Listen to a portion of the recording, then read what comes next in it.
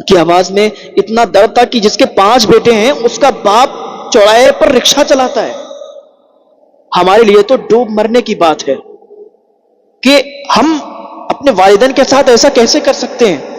کیا وہ اولاد سکون سے رہ سکتی ہے جو اپنے ماں باپ کو دھکے کھانے کے لیے چھوڑ دیتی ہے؟ انسان کو چاہیے اپنے ماں باپ کی خدمت کرے. جو بچے اپنی ماں باپ کی خدمت کرتے ہیں وہ ایک دن ایسے مقام پر پہنچتے ہیں کہ زمانہ ان کو دیکھتا ہے. ماں باپ کی عزت، ماں باپ کی خدمت میں ہی سکون ہے. ماں باپ کی عزت کریں، خدمت کریں، ان کی سیوا کریں. ایک دن آپ ایسی بلندیوں پر پہنچیں گے کہ زمانہ آپ کو دیکھے گا. کیونکہ ماں باپ کی دعا میں بہت تاثیر ہوتی ہے. ہمارا کام جو کسی چوکھٹ پر نہیں بنتا ہے وہ ماں باپ کے پاس جا کر صرف اتنا کہہ دو کہ ابا میرے لیے اتنی دعا کرنا، اماں میرے لیے اتنی دعا کرنا. جب ماں باپ سے دعا کرواؤ گے نا تو وہ ہاتھ اٹھا کر جب دعا کریں گے تو وہ دعا آپ کی فوراً قبول ہو جائے گی. آپ کے حق میں جو دعا کی جائے گی فوراً قبول ہو جائے گی. حضرت بایزید بستامی جنگلوں میں گھومتے رہے، ٹہلتے رہے، ولایت کی وہ منزل نصیب نہیں ہوئی. کئی سال اللہ کی عبادت میں لگے رہے. ماں کے پاس آئے، کہنے لگے امی اتنے سال ہو گئے ولایت کی وہ منزل نہیں مل رہی. ماں نے ہاتھ اٹھائے، اے پروردگار عالم، میرا بیٹا کئی سال سے جنگلوں میں گھوم رہا ہے، تیری عبادت میں لگا ہوا ہے، ولایت کی اسے وہ منزل نہیں مل رہی. اے پروردگار عالم میرے بیٹے کو وہ منزل عطا فرما دے. حضرت بایزید کی امی نے اتنی دعا کی، جب یہ ہاتھ اٹھائے دعا کی، جو کئی سالوں سے بایزید بستامی تلاش کر رہے تھے اس میں نہیں ملا تھا. حضرت بایزید بستامی کہتے ہیں جو کئی سالوں سے نہیں ملا وہ ماں کے ہاتھ اٹھانے سے، دعا کرنے سے مل گیا. ماں باپ کی دعاؤں میں بہت تاثیر ہوا کرتی ہے. اور میں یہ بھی کہنا چاہتا ہوں کہ جب بچوں کی پرورش اچھی ہوتی ہے، جب ماں باپ اپنے بچوں کی پرورش اچھی کرتے ہیں تو پھر وہی بچے ان کے جب جوانی ہوتی ہے، جب وہ جوان ہو جاتے ہیں تو پھر اپنے بوڑھے ماں باپ کی اچھی دیکھ بھال کرتے ہیں، اچھی خدمت کرتے ہیں، ان کی سیوا کرتے ہیں. جن بچوں کی تربیت اچھی نہیں ہوتی، جن بچوں کی پرورش اچھی نہیں ہوتی، وہی بچے آخر میں اپنے ماں باپ کو ستاتے ہیں. آج کل کہیں نہ کہیں غلطی ماں باپ سے اس مانا کر ہوتی ہے کہ وہ اپنی اولاد کی اچھی تربیت نہیں کرتے، ان کو اچھی تعلیم نہیں دیتے، ان کو دینی تعلیم میں نہیں لاتے. بھائی میں کہتا ہوں کہ آپ سب کچھ بناؤ اپنے بچے کو لیکن دینی تعلیم ضرور سکھاؤ.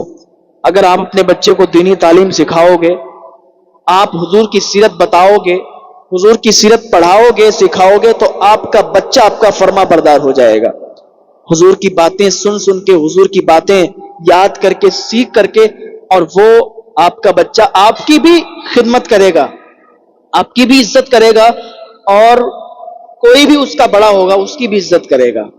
تو ہمیں سب سے پہلا کام یہ کرنا ہے کہ اپنے بچوں کی تربیت اچھی کرنا ہے تاکہ آپ کا بڑھاپا چین سے گزر جائے.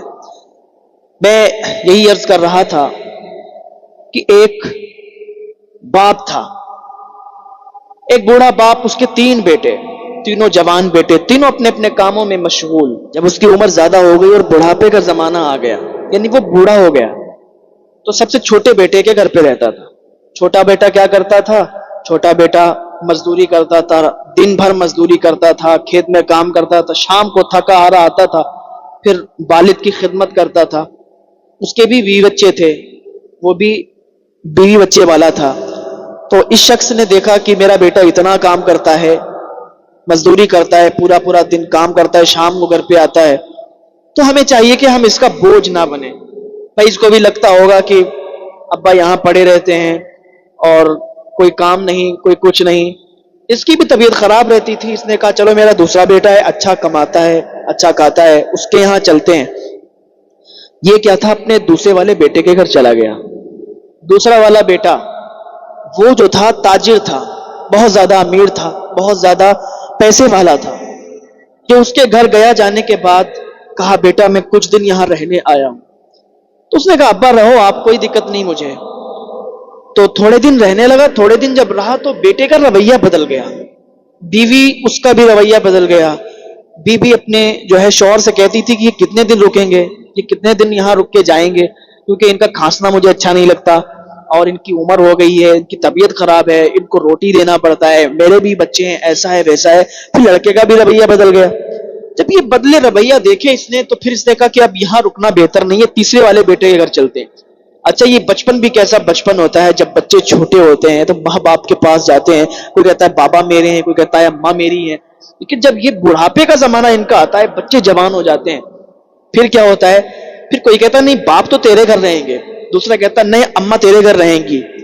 یہ پھر ماں اس کی ہو جاتی ہے، ماں اس کی ہو جاتی ہے، یعنی ماں تیری ہے، ماں تیری ہے، باپ تیرے ہیں، باپ تیرے ہیں. لیکن چھوٹے جب ہوتے ہیں بچپن پہ کہتے ہیں نا بابا میرے ہیں، وہ کہتا نہیں بابا میرے ہیں، کہتا نہیں ماں میری ہے، وہ کہتا نہیں ماں میری ہے. تو جب تیرا میرا یہ نا جب بچپن میں ہی ہوتا ہے، لیکن جب جوان ہو جاتے ہیں تو پھر یہ سب ختم ہو جاتا ہے. یہ محبتیں یہ سب ختم ہو جاتی ہیں، یہ پیار سب ختم ہو جاتا ہے. بھائیوں بھائیوں میں اتفاق ہو جاتا ہے، بھائیوں بھائیوں میں جھگڑا ہوتا ہے. ہاں؟ بچے اپنے والدین کی خدمت نہیں کرتے، اپنے والدین کی عزت نہیں کرتے. میں نے ایک کو خود کہتے سنا، ایک لڑکا کہہ رہا تھا اگر میرے والد نے مجھ سے کچھ کہا تو پھر مجھ سے برا ہوگا کوئی نہیں، چاہے لاٹھی چل جائے. گاؤں کی ایک زبان ہوتی ہے کہ لاٹھی چل جائے، کچھ بھی ہو جائے، دیکھ لیں گے اس کو. وہ خود کہتا تھا نا، میرے کانوں نے سنا، وہ کہتا تھا کہ اگر میرے باپ نے آج مجھ سے کچھ کہہ دیا تو چاہے لاٹھی چل جائے میں چوکوں گا نہیں. مجھے یہ بتائیں یہ تربیت کیا ایسے کیسے تربیت کی گئی تھی اس بچے کی، اس لڑکے کی کیسی تربیت ہوئی تھی کہ جو ایسے کہہ رہا تھا؟ مجھے بتائیں کیا ایک بیٹا اس طریقے سے اپنے باپ کے لیے کہہ سکتا ہے؟ ایک بیٹا اپنے باپ کو ایسے بول سکتا ہے؟ کیا اس کو قبر میں جانا نہیں ہے؟ کیا اس کو مرنا نہیں ہے؟ آپ ذرا خود اندازہ لگائیں، ایسے ایسے لوگ پڑے ہیں، میں نے خود انہی آنکھوں سے دیکھا ہے، انہی کانوں سے سنا.